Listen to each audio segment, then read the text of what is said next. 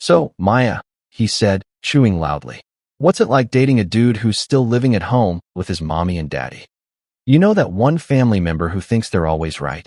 The one who insults everyone and never shuts up? Well, that's my older brother.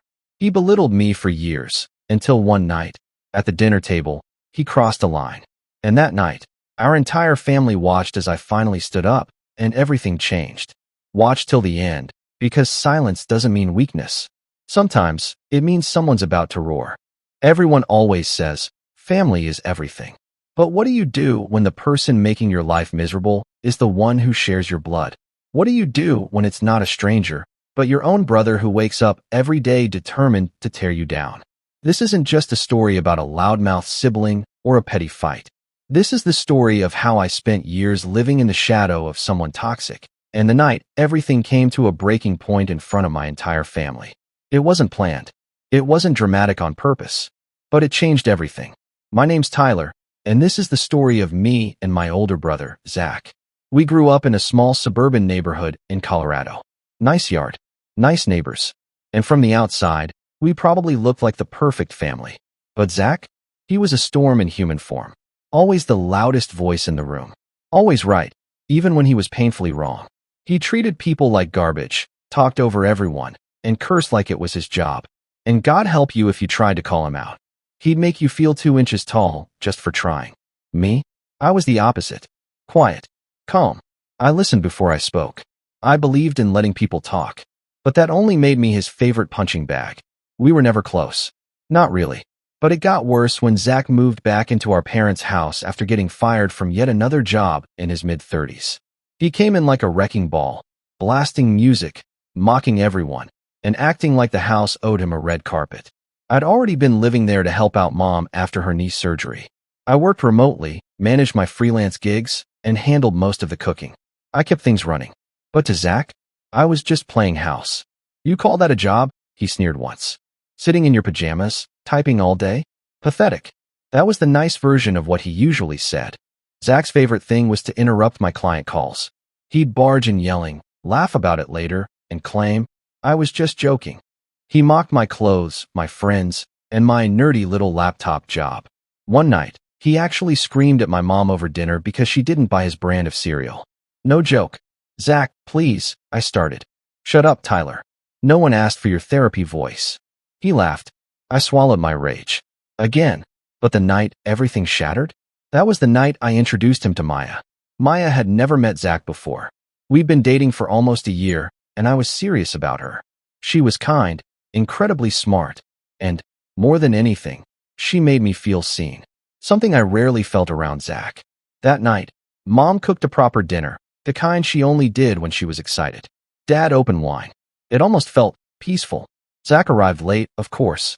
Slouched in, wearing a beer-stained hoodie, reeking of cheap cologne, and already rolling his eyes. Then it began. "So, Maya," he said, chewing loudly, "what's it like dating a dude who's still living at home with his mommy and daddy?" Silence. Maya blinked. I clenched my fork. "Oh, come on," he added. "Just asking. Must be hard being the breadwinner when your man's building Lego websites, or whatever." Dad cleared his throat. "Zach. No, seriously. Is Tyler still afraid of the dark? He used to cry if I left the closet door open." That's when I stood up. "You don't get to do this anymore," I said, voice calm. Too calm. "Not tonight. Not ever again." Zach smirked. "Oh, the nerd's growing a spine." "No. You've mistaken silence for weakness your whole life," I said. But I stayed silent out of respect. For Mom, for Dad, for the idea that maybe one day you'd grow up.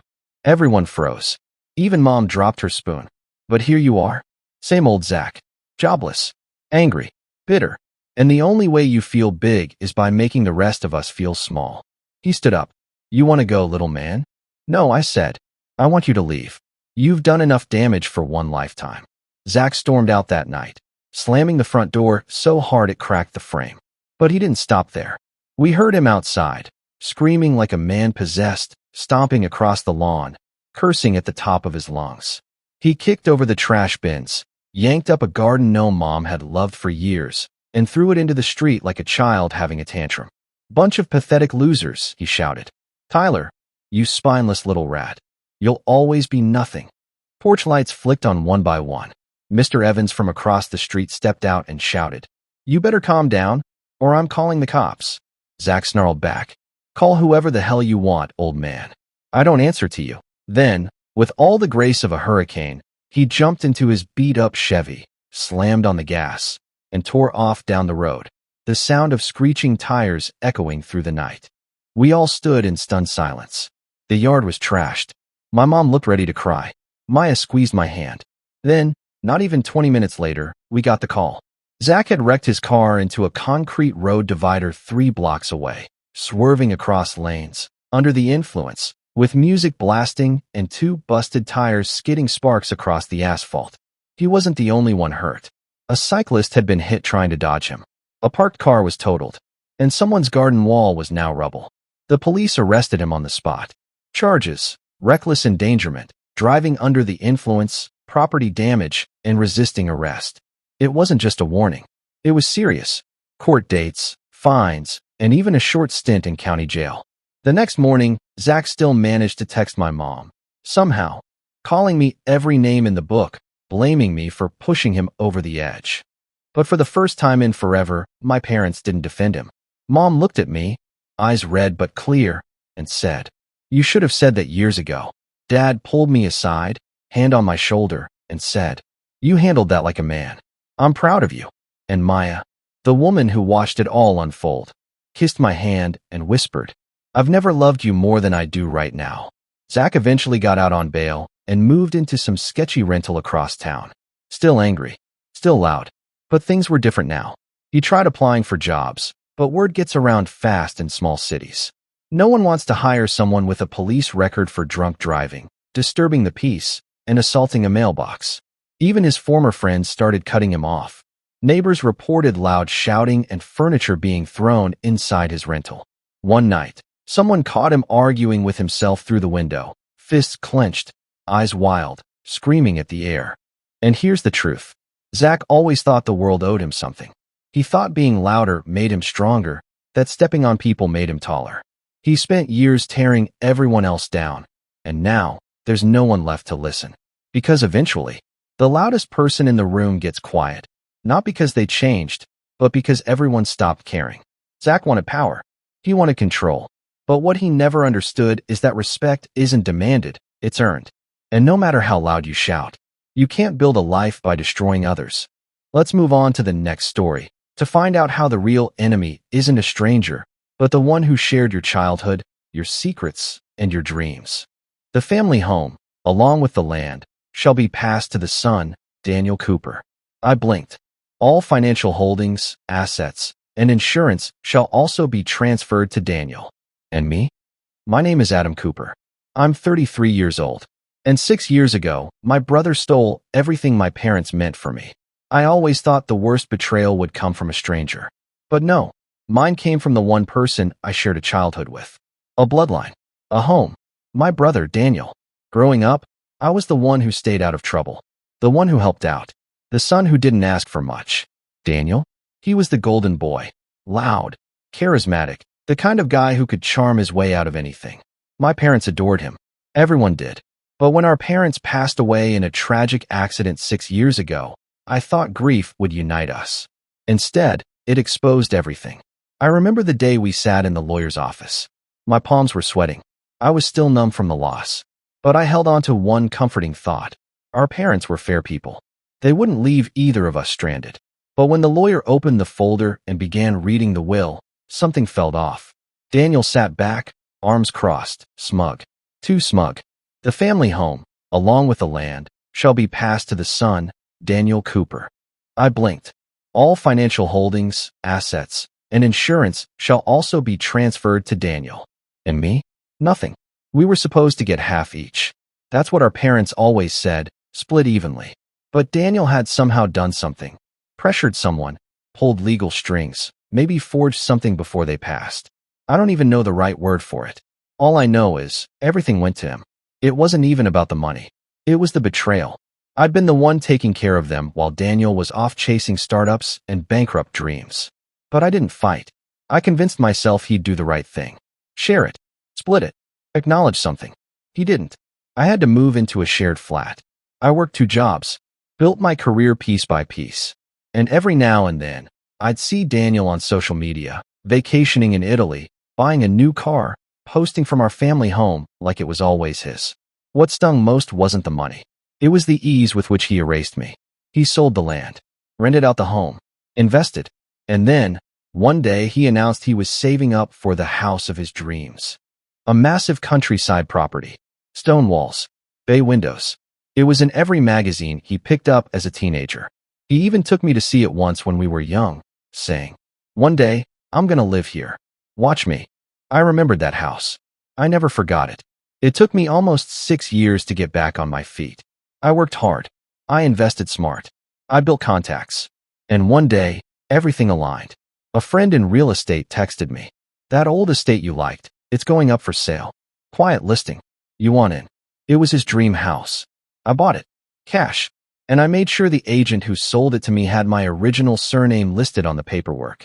So if Daniel tried to find the new owner, he wouldn't know it was me.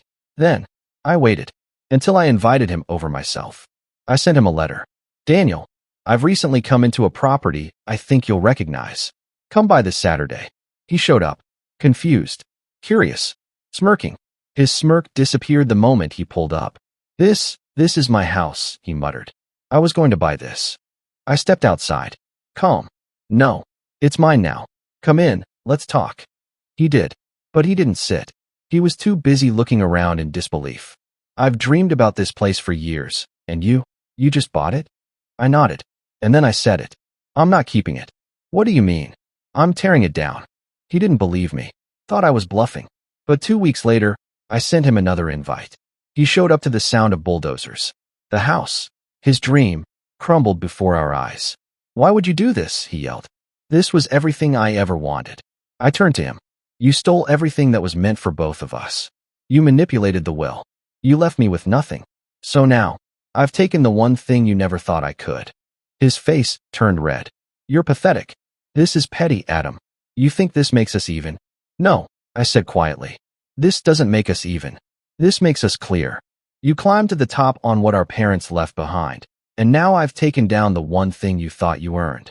"You could have just lived here," he shouted. "You didn't have to ruin it." "No," I cut him off. "You didn't have to ruin me. But you did. And unlike you, I don't need this house to feel powerful. I just needed you to know how it feels when someone takes what you love and destroys it." I didn't keep the land either. I donated it, turned it into a sanctuary for abused families and children, a place for people who needed to rebuild. Because healing shouldn't come through revenge. But sometimes it begins there. Daniel tried to play the victim after that. Told our relatives I'd gone crazy. But I didn't care anymore. I hadn't just torn down a house. I'd torn down his illusion, the one where he always won. And me? I moved on. Lighter. Stronger. Because some inheritances aren't about money. They're about reclaiming power. Months later, Daniel came to see me again. He wasn't angry this time. He looked lost. "Why are you doing this?" he asked. "You already proved your point. You ruined my dream. What more do you want?" I looked him in the eyes. "Nothing. I don't want anything from you, Daniel. But I hope you remember this. When you build your life by stepping over people, eventually, someone you thought was beneath you learns how to dig. And they'll bury you with your own dreams." Then I walked away. Because sometimes, the worst punishment isn't destruction. It's making sure they live long enough to watch everything fall apart, brick by brick. Daniel? Last I heard, he's living in a rented apartment on the edge of town. His startup failed. The investors disappeared. He's burned through most of the inheritance, trying to stay relevant in a world that moved on without him. And every day, he drives past the land where his dream once stood. Now a sanctuary with our mother's name etched at the entrance. That's not just karma. That's justice.